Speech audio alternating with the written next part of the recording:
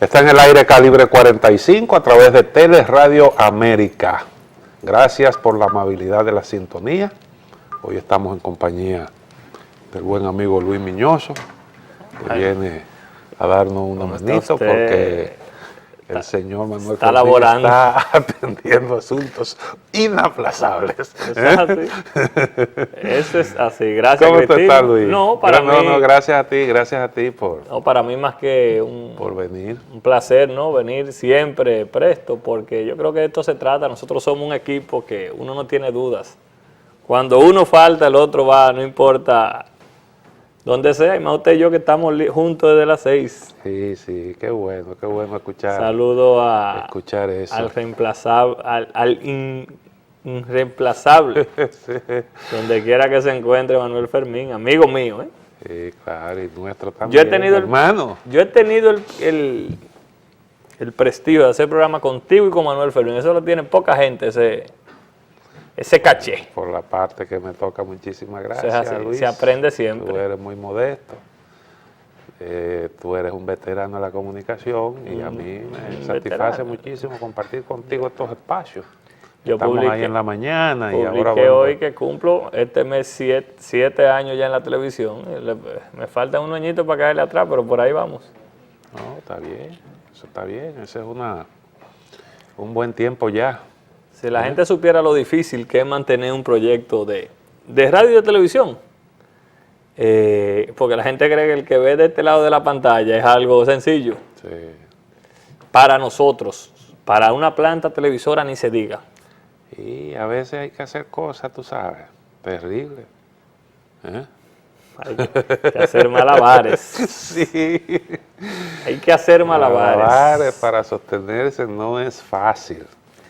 Y esto es una labor que requiere de mucha dedicación, contrario a lo que mucha gente piensa. Y, mira qué bien tú lo coges. Han hablado dos temas, ¿no es así? Sí, eso. La gente no sabe que uno tiene que preparar toda una agenda muchas veces. Por ejemplo, nosotros que hacemos un programa de madrugada, hay que leer esos periódicos fines de semana por fines de semana porque uno tiene que llegar informado.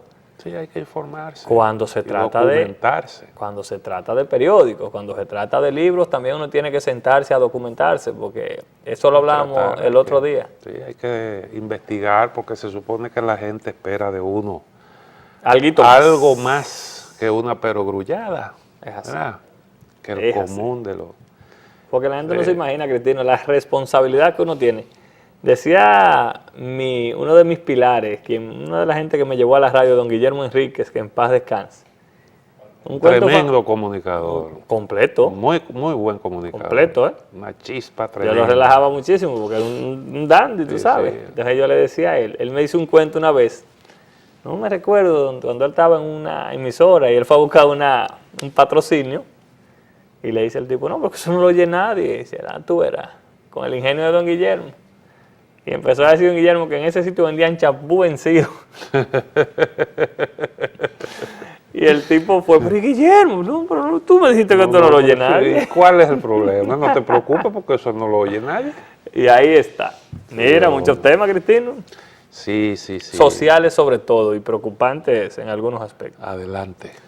Bueno, yo de fresco me tomo, ¿verdad? Porque yo me siento en mi casa. Adelante, pero ven acá, claro. Mira, yo te decía a ti, y lo comentábamos, que me preocupa mucho lo que está sucediendo en torno a algunos anuncios que ha hecho el gobierno, porque tienden a intranquilizar una paz que tenemos, pero sobre todo tienden a lacerar, y esto lo quiero decir con mucha responsabilidad, a la clase social, no que más gana, pero sí que más gasta y más paga, que es la clase media.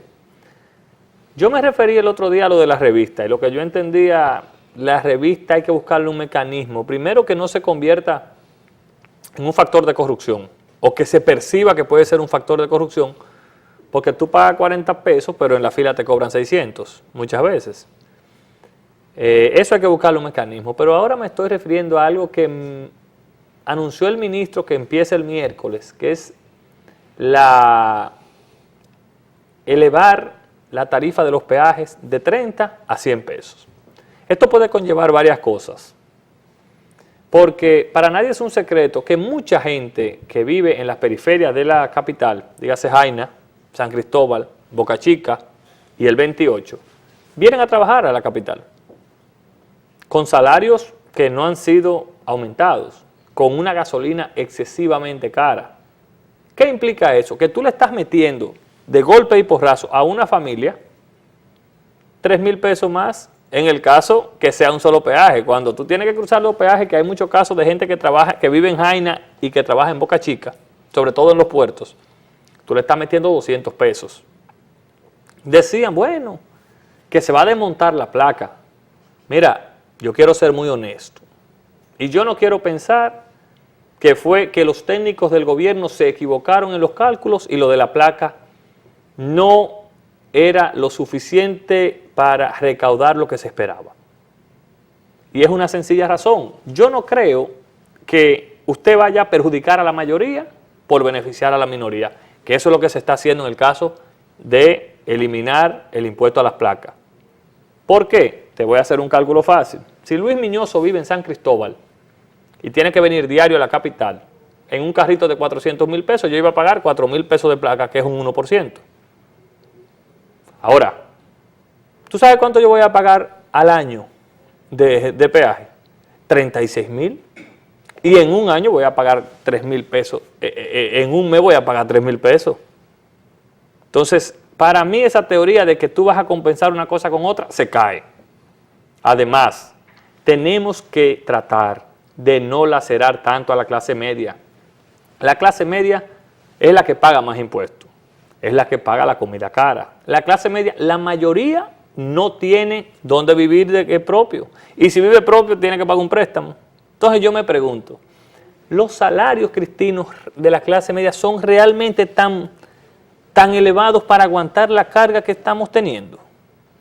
Eso es una interrogante que aquí algún gobierno tendrá que responderme. Yo no digo que los 30 pesos son bien, ahora, los 100 son muchos. Los 100 son demasiados. Y sobre todo para esa clase que no se le ha aumentado el salario, que viene a diario a trabajar a la capital.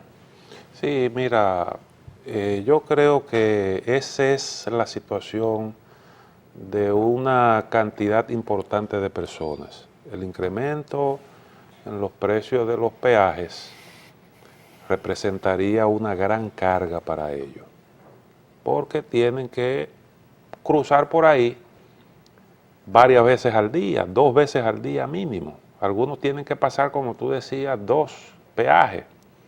Y eso significa una carga adicional bastante fuerte, sobre todo por tratarse de personas. Lo que hacen eso es porque viven en un sitio, tienen que ir a trabajar a otro lugar, dependen de unos ingresos fijos que se ven seriamente afectados. Entonces yo creo que el gobierno debería contemplar la posibilidad de evitar ese tipo de carga adicional para gente en esa situación.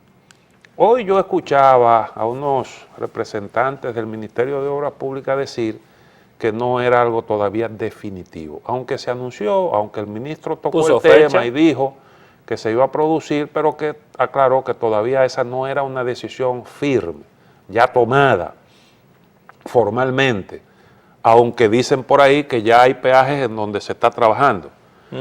Sí, hay gente, o sea, se está habilitando para el cobro, eso porque están poniendo brazos de lado y lado. Exacto. Eso es otro atraso. Sí. Creo que sí, porque te crea una molestia que pudiera evitarse, claro. Pienso yo, porque la filosofía anterior de una sola...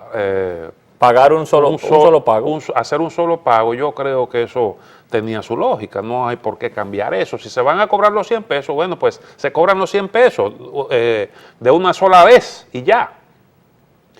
Ahora esto vuelve a plantear la cuestión de la situación, así como tú dices, la justicia, las cargas fiscales, las cargas tributarias. Solamente a la clase media. Porque evidentemente que la clase media es la que más pesado carga, incluso más que los que más tienen aquí, que gozan de un montón de exenciones. Yo me refiero en términos porcentuales, en comparación con los ingresos, pagan más. Y siempre hemos dicho que no es justo que un empleado cualquiera pague lo mismo, vuelvo y reitero, porcentualmente en comparación con los ingresos que Pepín Corripio o que un Vicini. O con un rico X. Exacto.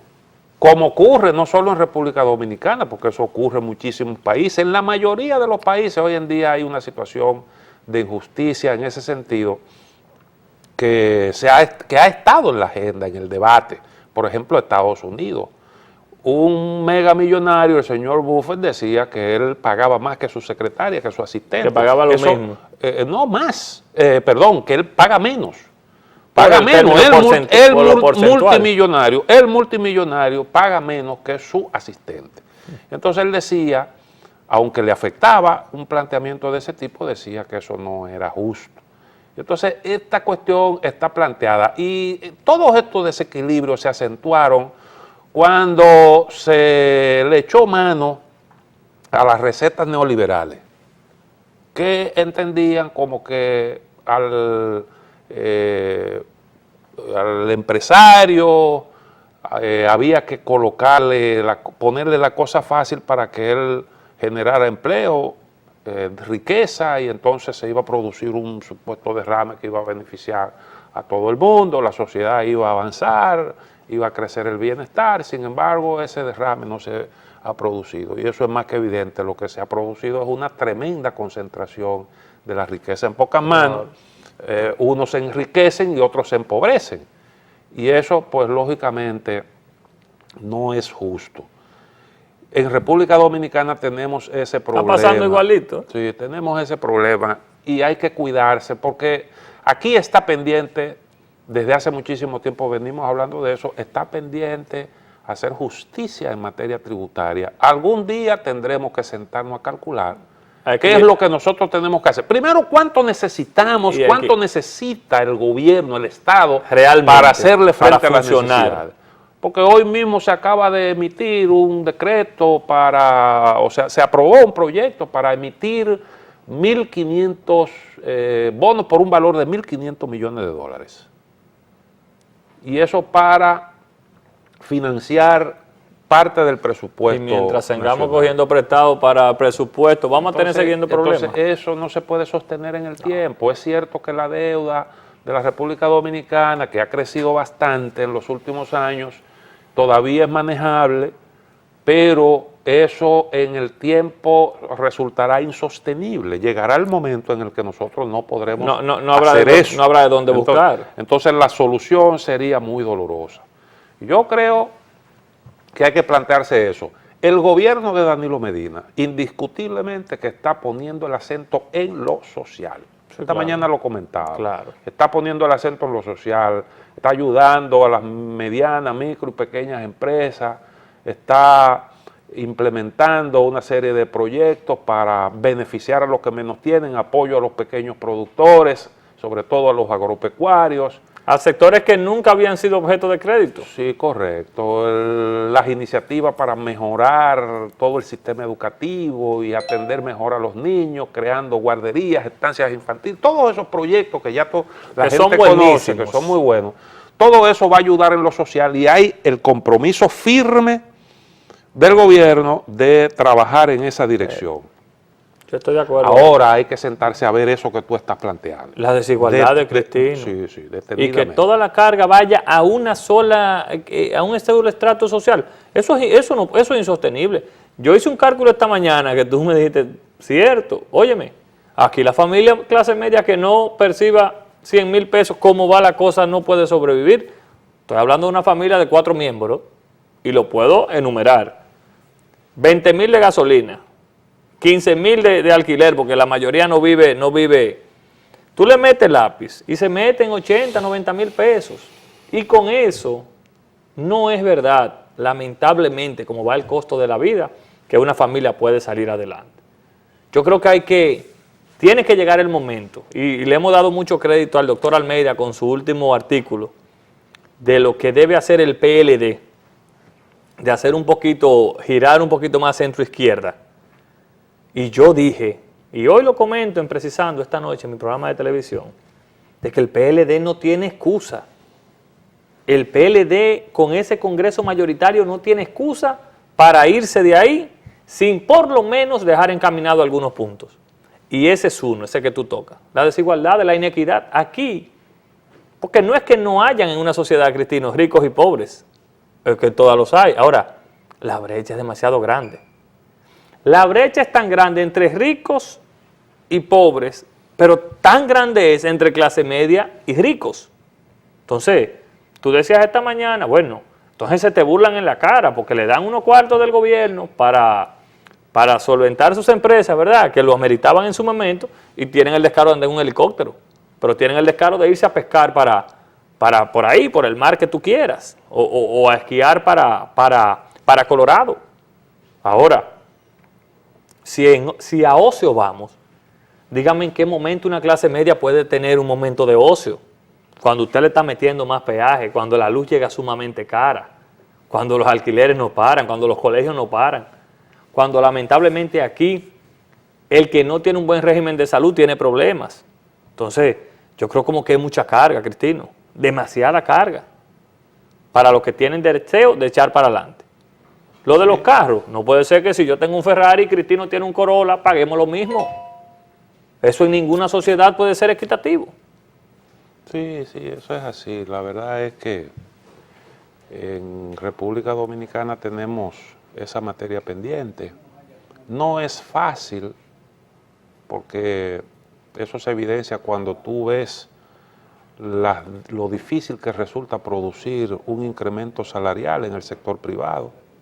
Las recientes discusiones sobre eso lo pusieron en evidencia esa situación. Tornan en giro también a quitarle privilegios a gente. Exacto, y entonces ahora está el escarceo por la eliminación de una serie de conquistas de los trabajadores, para lo cual se pretende modificar o se está proponiendo la modificación del Código Laboral. Es decir, en vez de avanzar en la creación, Tú no dijiste que los países modernos, me dijiste la otra vez, están disminuyendo las horas laborales, los países desarrollados. Sí, la jornada laboral se está reduciendo. Pero con mejor incremento, con mejor incremento de salario. Y lo cual abre también la posibilidad de que otros puedan incorporarse al mercado laboral, porque eso te abre espacios. Es difícil y todavía nuestra clase empresarial no ha entendido que aquí hay que poner más acento en la productividad del trabajo. Nosotros tenemos el problema de que los salarios tienen una tremenda presión hacia la baja. ¿Por qué? Porque hay un mercado laboral ahí mano de obra de sobra, claro, haitiana, claro, de gente inmigrante. No, y el que tiene un trabajito estable, está estancado el salario hace 3, 4, 5 años. Sí, y cuando crece lo mínimo. Bueno, cuando crece no da ni para sal. Exacto. Entonces, esa es la realidad. A mí me dio el otro día decía Pepe Abreu, que lo tuvimos entrevistamos en el programa, decía ya el incremento salarial que se produjo hace unos meses, ya eso se perdió. Cristino, pero es que cuando uno ve, porque es que hay que calcularlo en base, cuando tú ves que por cada 1,000 pesos te aumentan, ¿qué? ¿Un 70% son cuántos? Mentira, fue un 20% en total. Yo creo que fue menos. Entonces tú dices, ven acá, 18. pero el cuento que te dice la clase laboral, de que, y todo va de la mano, no hemos ido del tema, pero por ejemplo la clase, los patronos, como dicen, como tú apuntas, te dicen, no, tenemos que aumentar la jornada para eficientizar la mano de obra. No, mentira. Tú no puedes eficientizar una mano de obra con más cansancio, con más horas laborando, con el mismo salario. Eso es imposible. No, pero eso se logra mediante la formación, se logra mediante la incorporación de tecnología de punta. Esos son los factores fundamentales que inciden ahí. Adecuándose al nuevo tiempo. Pero todavía nosotros tenemos como herramienta importante en este país el pico, la azada y la pala, que son herramientas que se utilizaban hace 3 siglos. Bueno, en la época de la colonia utilizábamos esas herramientas. Hay gente que se opone a las impresoras fiscales, que tiene 2 vertientes, la modernidad y el control. No, eso es fundamental. Exacto. No, o sea, aquí sí, claro. Eso es un ejemplo de lo difícil que es recaudar, porque eso lo que persigue es garantizar que lo que usted percibe como agente de retención llegue al fisco. Y hay gente que se resiste a ese tipo de control. Porque hay gente que se queda con las retenciones. No, y porque además de eso te da una idea, una impresora fiscal te da una idea del volumen de venta que tú tienes. Te delata. Entonces, por ahí, a partir de ahí, bueno, pues se pueden hacer algunas deducciones. Hay gente que no quiere eso. Ha hecho una resistencia bárbara. Aquí hay mucha resistencia a lo que tiene que ver con control. Sí, sí, sí. En la República Dominicana siempre ese grupo de empresarios se ha opuesto a que le regularicen su actividad. Pero ahí es que tiene que imponerse la mano del Estado. El Estado tiene que dejar de ser débil y de que se perciba que es un Estado dócil ante esos sectores. Porque a uno lo aprietan cuando uno debe. A ti, a mí no nos dan una certificación por deber 2.000 pesos en impuestos internos. Entonces yo creo como que las cosas hay que ponerle en su justa dimensión. Yo creo que hay que ver cómo... Y eso nada más no es solo aquí, como tú dices, porque Obama está pasando lo mismo, con los que más gastan no quieren ser los que más pagan. No, no, es al revés. A eso le llaman en Estados Unidos comunismo. ¿Es así? Sí, no, fíjate que hubo una resistencia bárbara en lo que tiene que ver con la implementación de la reforma de salud que promovió el presidente Obama. Es difícil, en todas partes la gente quiere disfrutar de exenciones. Aquí yo decía esta mañana que cada vez que nos juntamos para discutir algún tipo de reforma fiscal, salimos aprobando un montón de exenciones. Y las exenciones aquí, el gasto tributario ronda los 200.000 millones de pesos. Algo exorbitante, cerca del 6% del PIB. Del Producto Interno Bruto. Eso es un escándalo. Más que el 4% de la educación, para que tengan una idea. Y entonces, eso no tiene ningún tipo de impacto en la competitividad, no tiene ningún impacto en la generación de empleo. Y gente que tiene ese tipo de ventaja, entonces lleva unos niveles de vida, unos estándares de vida y unos niveles de gasto y de lujo, que uno se pregunta, bueno, pero ¿cómo es posible que con dinero, estando usted, percibiendo usted dinero público, cómo es posible que usted se dé ese tipo de vida? En Estados Unidos eso no es posible. Por lo menos siempre hay una resistencia en lo que tiene que ver con eso, y ahí tenemos los precedentes de unos individuos que fueron a pedir que el Estado le metiera la mano en una situación difícil y llegaron en un avión privado, y los congresistas le dijeron, no, pero ¿cómo usted se atreve a venir aquí? Pero aquí lo tenemos, de que el Estado le metió la mano, no pagan, se venció la deuda hace 4 años y te llegan en helicóptero. Y entonces se hospedan en lujosos hoteles gastando por persona $8,000 al día. Papeleta. Para ir al Congreso a solicitar facilidades. Una burla al sistema. Eso es un insulto. El mejor ejemplo y lo con puso, un avión privado parqueado en el aeropuerto. El mejor ejemplo lo puso un día el presidente el que era presidente de la Asociación de Bancos, de ABAC, no recuerdo, que él y yo iban a pedir algo al Congreso y él llegó en un taxi. Se fue más consecuente. Por lo menos. Guardó las apariencias. Sí, por lo menos usted manda la señal, ¿verdad? De que usted... Además, primero necesita eso, y segundo, de que eso dinero público se va a canalizar, se va a utilizar adecuadamente. Yo creo que aquí tiene que llegar una política, creo que debe ser el fondo de todos estos análisis que hemos hecho, de que un gobierno asuma la clase media como lo que es, como la clase pujante, la clase que te mueve una economía, pero no obligatoriamente la clase que tiene que tener más compromisos. Así es. Y la menos beneficiada. Luis, te propongo que hagamos una pausa. Pero yo me voy a beber un café en esa pausa. Conversar sobre otros temas de interés un poquito más tarde.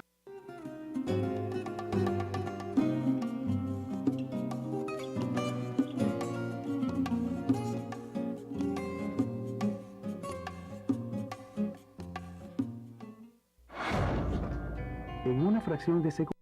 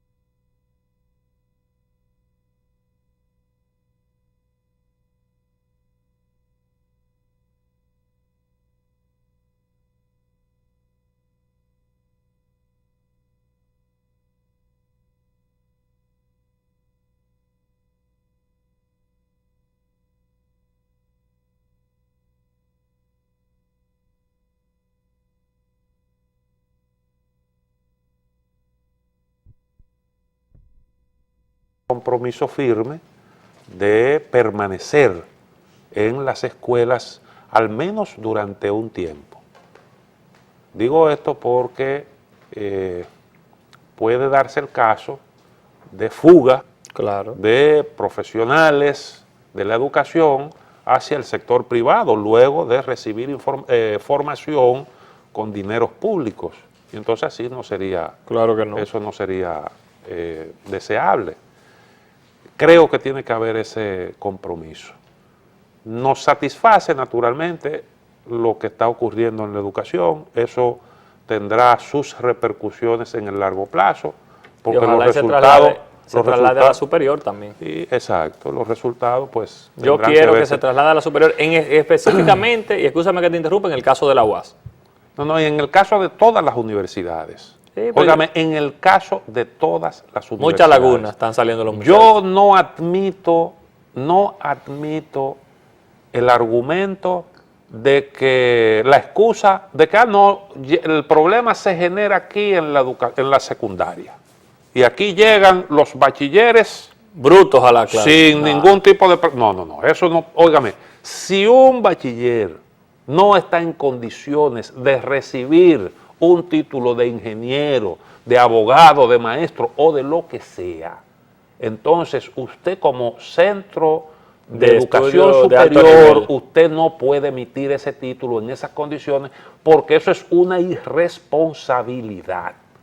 Porque usted está emitiendo un certificado, usted como centro de altos estudios, indicando que ese señor está en condiciones de ejercer esa profesión.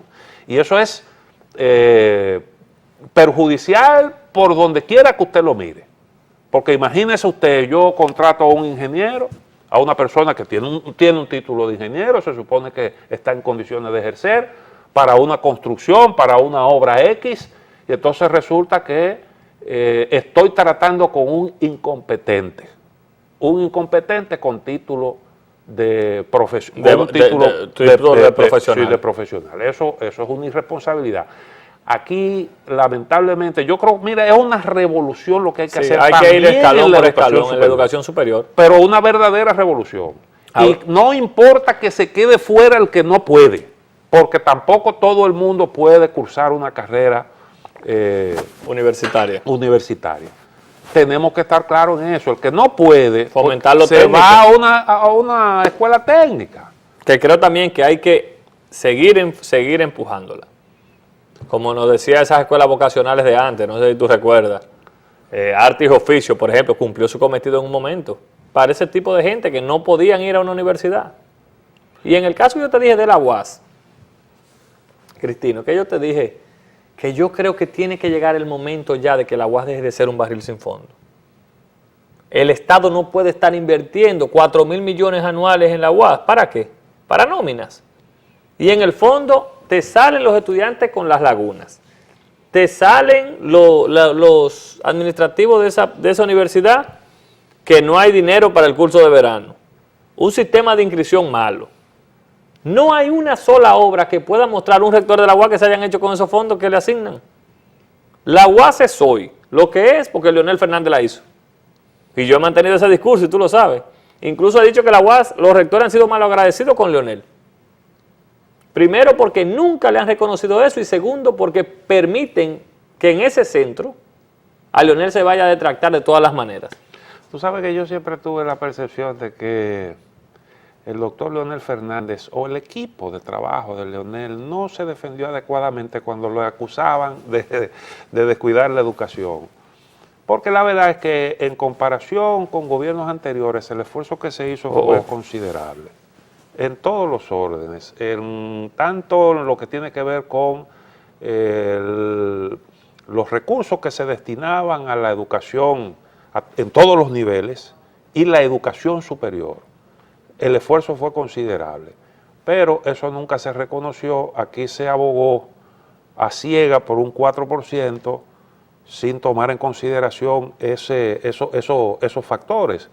Porque hay una realidad, y es que cuando usted le dedica mucha atención a un área determinada, eso significa que usted queda en peores condiciones para atender otras. Otras, claro. O sea, le resta, le quita, le absorbe recursos y por tanto no podrá atender de la misma manera o atender adecuadamente las demás áreas. Entonces, aquí hay que necesariamente manejarse. Los recursos hay que manejarlos de manera inteligente, siguiendo naturalmente un orden de prioridad, pero sorteando todas las prioridades.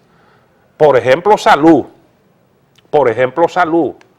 Porque yo entiendo que eso es lo fundamental. En una nación, salud es una prioridad 1A. Porque sin eso no hay absolutamente nada. Y bueno, los que demandamos salud somos muchos. La mayoría. ¿Entiendes? Todos. Somos todos. Todos, y el que no tiene la oportunidad de pagar una clínica privada tiene que acudir o aspira a acudir a un sistema de salud sanitario público adecuado, que esa es otra cosa. Tú bajas los costos, tú bajas los gastos de inversión en el sector privado cuando tú ofreces un servicio público de calidad. Porque yo te aseguro a ti, volviendo a las escuelas, que si aquí hubiese una escuela pública que se hubiese venido cosechando de calidad, muchos de nosotros mandan a los muchachos al colegio público. Ahora, mira, es más, en otras naciones desarrolladas, escúchame Cristina, es un privilegio mandar a los muchachos al colegio privado. Mira qué cosa se está poniendo en evidencia. Los recursos se están gastando de manera eficiente, racional, como dice la ley, prudente. Se están gastando con criterios, no hay dilapidación, hay mucha, ¿cómo que le dicen? Frugalidad, ¿verdad? En el manejo por parte del gobierno. Sin embargo, los recursos no alcanzan. Aquí se vendió la idea como de que los recursos eran pocos para atender las necesidades fundamentales porque había una corrupción tremenda. Claro. Y sin embargo, mira, tenemos que financiar una parte importante del presupuesto porque es que hay una realidad que es que nosotros tenemos ahí un déficit en el sector eléctrico que nos absorbe esa misma cantidad de dinero. 1.200 millones de dólares al año. Hay que dicen que 1.500 millones. ¿Cuántos son esos? 50.000 millones de pesos. Más, 90 y pico de mil, 98. Casi 100.000 millones. 98 mil millones. Casi el 4% de la educación. Exacto. Eso es una barbaridad todos los años. Eso va a un saco roto. Bueno, el presidente lo dijo. El presidente le llamó basura. Sí, exacto. Entonces tú calcule los demás agujeros que tenemos las aquí. Las exenciones. Un gasto tributario de cerca de 200.000, el 6%. Presión tributaria bajita. Bruto. Exacto. Entonces el déficit un grupo de evasores que no quiere que se les reglamente sus ventas. Entonces yo digo, nosotros tenemos que ver, hay que sentarse a ver, porque no es verdad que vamos a, como decíamos hace un momento, no es verdad que podremos seguir emitiendo esa cantidad de bonos indefinidamente. No, eso le va a pasar como Eduardo, un español amigo mío que se fue a vivir para España. Él hacía un rejuego con la tarjeta de crédito, poniéndola a una persona. Él le sacaba una para pagar la otra. Hubo un momento que no dio más. No, pero eso y eso es lo que pasa, ¿eh? Eso es lógico. Es un círculo vicioso. Es una cuestión de lógica elemental. Claro, hay un momento que las puertas se te van a cerrar. Entonces, hay gente que no quiere abordar eso. Con responsabilidad. Eso hay que entrarle. Bueno, ya el gobierno tiene una meta en materia energética, educativa, tiene que ver con el sector eléctrico, eso es importante. El pacto educativo es otra meta que ya dicen que está listo.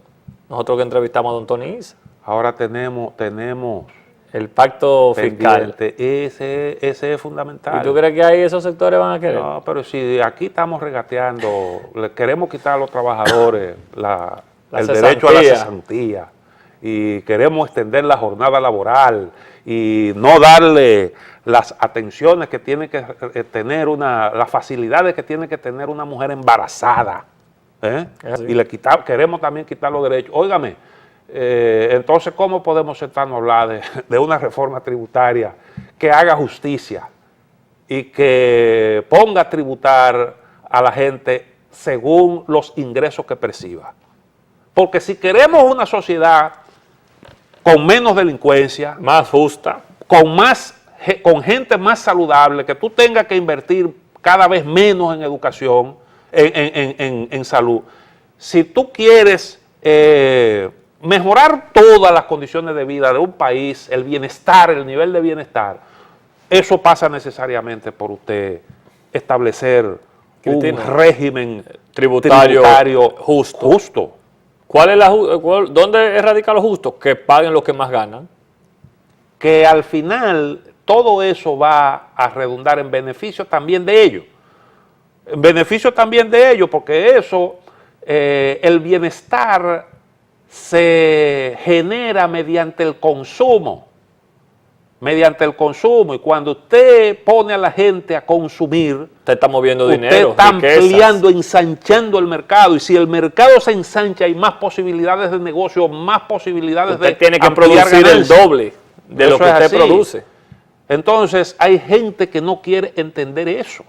Yo creo que sí la quieren entender incluso. Yo he llegado a dudar, esto es una posición muy personal, de aquella inyección que le hizo el doctor Fernández, justa y que lo ameritaban las zonas francas porque a ellos no les interesó adecuarse técnicamente al momento. ¿Tú recuerdas? Creo que fueron ¿cuántos millones? 20 millones de dólares, 50, no recuerdo. A la zona franca de Santiago. Creo que fueron 20 millones de dólares. Eso, Fueron 1000 y pico de millones eso de fue pesos. adrede. Yo tengo la percepción que eso se hizo adrede. Porque ellos sabían que el presidente Fernández no iba a permitir que, qué sé yo, cuántos miles de dominicanos se fueran a la calle, incluso, porque estamos hablando nada más del dinero que se le dio para inyectar capital, ¿verdad? Para reformar su empresa, pero el Estado, el gobierno, le daba 1.500 por cada empleado. ¿Tú recuerdas eso? Ahí tú tienes un ejemplo de lo que es, de cómo se pone de manifiesto la falta de garras empresariales. Claro. Porque ese fue un proceso de reconversión que debió producirse con mucho tiempo de anticipación. Ya eso tenía, todo eso estaba diagnosticado. Sin embargo, no se hizo lo que había que hacer con tiempo y por eso se produjo esa situación. Claro. Esa es la Se realidad. produjo esa situación y ahí estamos. 3 años de esa deuda vencida, se han abonado unos chelitos al interés y más nada. Sí, hay gente que no ha abonado nada. Hay gente que de 16 millones ha abonado $400,000. No ha abonado nada. Entonces, presionan a los estados, los chantajean de que van gente para la calle. y con frecuencia te dicen a ti, mira, nosotros tenemos problemas de competitividad. Bueno, pero usted tiene que asumir sus responsabilidades como empresario. Esa es la realidad. Claro. Y usted sabe cuáles son sus competencias. Yo creo que hay algunas limitaciones, hay cosas que corregir. Me parece a mí que, sobre todo el problema eléctrico, que en eso yo le doy la razón.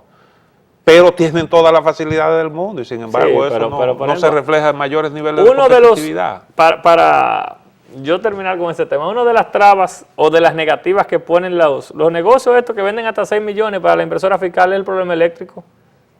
Y yo le decía al señor Iván que estuvo en nuestro programa, pero ¿cómo usted me habla de qué negocio aquí pequeño de eso no tiene una planta eléctrica?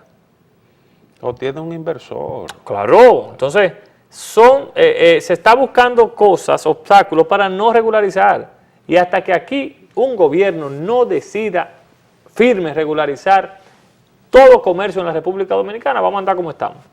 Sí, eso es penoso. Pero usted oponerse a una... Eso, óigame, dice mucho de una sociedad. De lo que está pasando, ahí a nivel de sus sectores. Pero no solo eso, aquí hemos dicho de las bonificaciones, que aquí hay empresas que anuales te declaran pérdida. O sea, que te están... Pérdida, pero para no bonificar a sus empleados. Te están cobrando impuestos y no lo están reportando al fisco. Eso es sumamente grave. Eso se llama... Están teniendo ganancias. Eso es robo.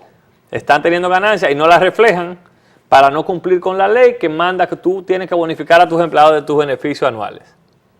Sí, así es. Y hay muchos de ellos que no te pagan la seguridad social. Yo soy un convencido de que a los sectores empresariales hay que crear las condiciones para que realicen su labor con normalidad, para que produzcan, para que tengan ganancias, porque así es como se genera empleo, así es como se produce riqueza. Y los empresarios en ese sentido hacen un gran aporte, eso hay que reconocerlo, siempre lo he reconocido. Nosotros tenemos empresas y empresarios que son ejemplos, esa es la verdad.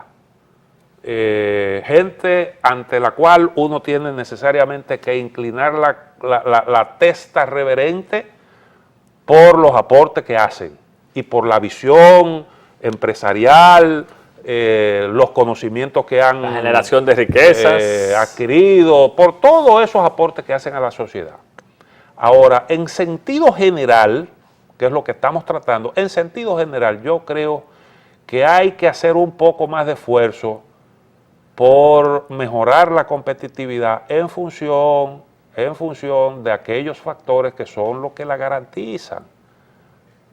Nosotros no hemos querido dar ese salto, hacer ese crossover, o muchas empresas, porque hay empresas que se han ido adecuando. Sí. Porque su mercado, su nicho, ellos conocen cuáles son sus competencias. Sí. Porque no es verdad que esa zona franca no sabían que sus competencias estaban ahí en Ecuador, o si iban a ir para China. Porque eso es normal, porque lo primero que tú haces cuando tú tienes un negocio es ver el mercado, sí, y ver quién es tu competencia para la venta en el Caribe o para la venta allí. Eso es. Así es. Bueno, Luis, el tiempo se terminó. Corto salió. Así que nos despedimos de los amigos televidentes hasta mañana, si Dios quiere.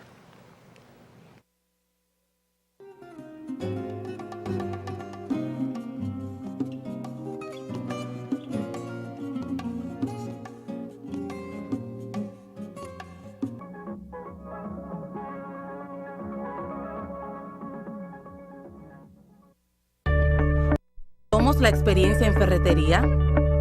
Realmente siempre he encontrado todo lo que busco.